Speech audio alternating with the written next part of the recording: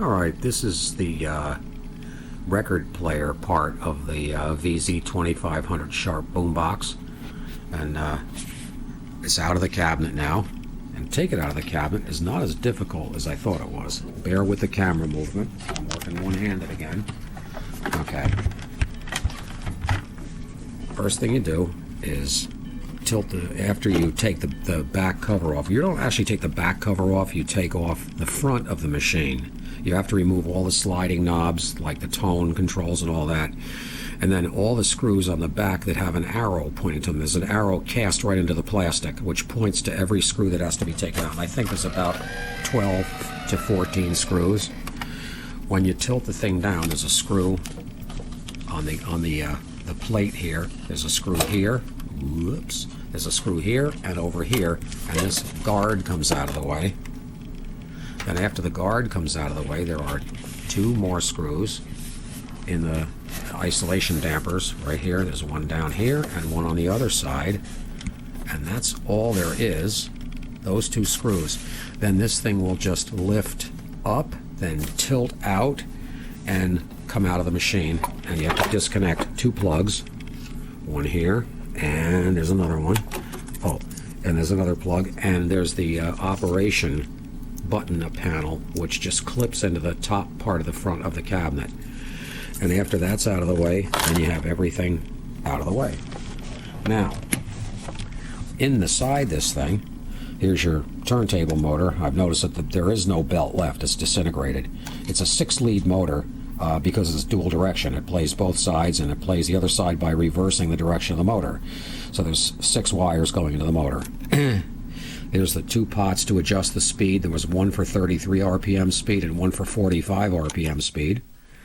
Then you have your, this is the arm position motor over here. Here we go. This motor here is what makes the tone arms travel.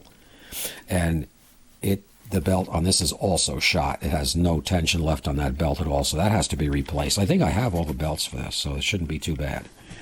Then underneath, back to the upper part of this again. The reason this thing didn't close, by the way, fortunately there's nothing broken, but you'll see this here, this part here is dish-shaped. This is the latch assembly for the top, and it's bent down so it can't keep the door latched. This also has an interlock switch back here, right there, that when the door's open, it can't run. It has to be closed in order for the door for the player to run. Now inside the thing, I can show you one of the tone arms is right here, and it travels linearly. That's why they call them linear tracking. It travels in a straight line, and it travels on that guardrail, this metal guardrail assembly. What's interesting is how it knows when the thing starts to track in the record and the cartridge is moved sideways.